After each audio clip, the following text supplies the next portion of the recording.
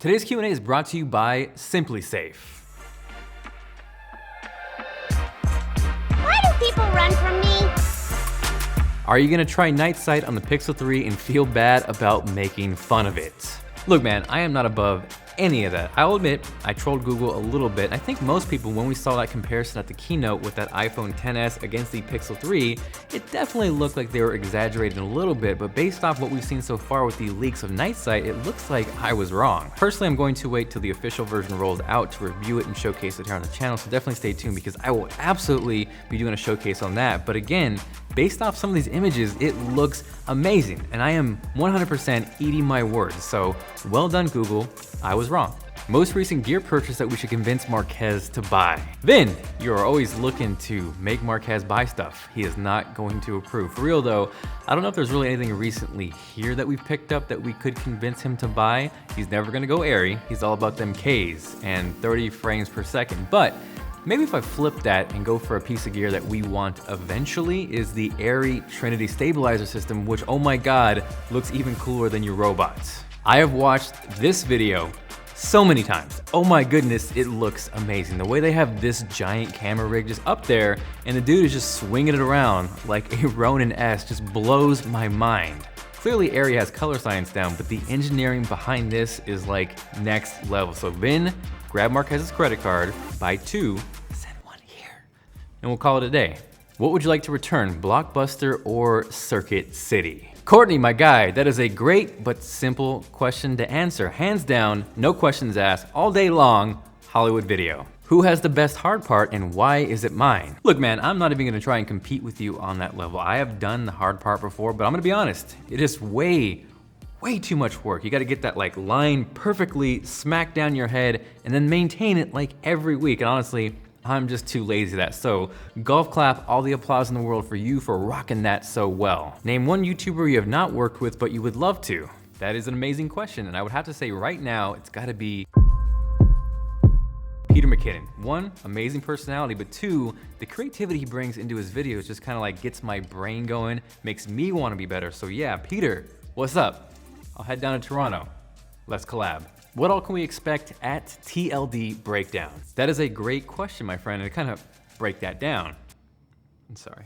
You really screwed that up. It's more of a behind the scenes look at the production that goes into these videos. And again, I'm not claiming I'm some expert, but I have hung around some really talented people and picked up a trick or two. So everything from lighting to camera work to composition to editing tricks. And really it's not meant to take away from these videos. Like those are here to stay. I've never been a fan of pay or join a membership to access videos early. This is something extra for those who are into filmmaking and just want a resource where you can learn. So if you want to, link below. Cheapest tech you are using now? That is actually an awesome and really relevant question. For my most recent iPhone XR unboxing video, I actually used this $110 Zoom H1 recorder to do the entire voiceover. This microphone that you're listening to right now, yeah, it sounds amazing, but it's also about $1,000 US, so it's pricey, and it kind of shows that you can take less expensive gear like that Zoom H1 and really take it a long way because I think it sounds fantastic. Favorite shoe of all time? So you guys have seen the shoe wall and you know, maybe I like shoes just a little bit, but as far as what my favorite shoe of all time is,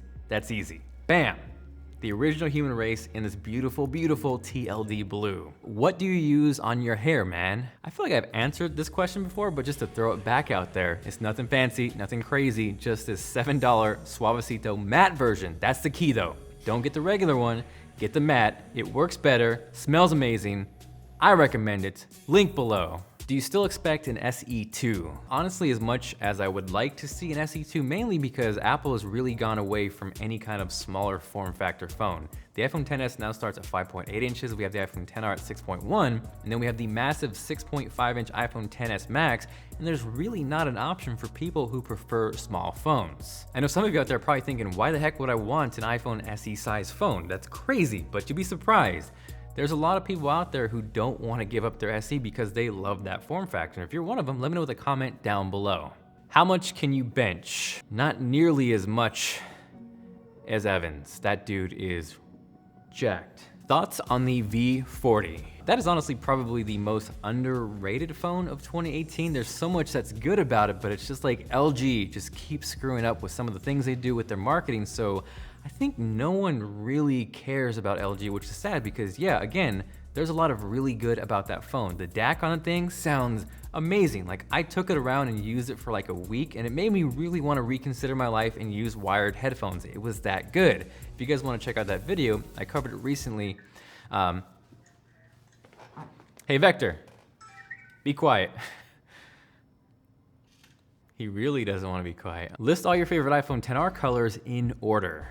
Blue, coral, red, white, black, yellow. But if we're talking Power Rangers, I guess blue wins by default. We got Billy throwing it back, but if we could pick any color, like any color at all, I'm gonna go with that Tommy green. What is your favorite part about being a tech YouTuber? Honestly, it would probably be the ripple effect of creating videos, like to the point where someone watches this and they're inspired to make something, leaves a comment. For me, that's everything. I get a ton of questions and comments saying, why do you use this camera for videos? It's overkill, it's crazy, it's unnecessary. Why do you spend that much time in production? It's kind of silly for a smartphone review. Really though, it's kind of like that episode of Breaking Bad where Walt talks to Skyler and kind of admits like, hey, I didn't do this for everybody, I did this for me. And that's kind of how I approach videos. Like I make videos the way I do because I have fun, it makes me happy. And if someone can be inspired with that, that's just icing on the cake. Do you ball? Absolutely, basketball is one of my favorite things to watch and also play. I absolutely hate running, being on the treadmill, cardio. So for me, that is the best way to get it in. I recently got a chance to play with Mr. Jock Cousteau. He schooled me a little bit, but yeah, basketball for me, it's a great way to get some exercise in. It's a lot of fun, and I just love basketball. Next from there, it is sponsor time. Dear John, I need a reliable, modular, customizable home security system. Help a brother out.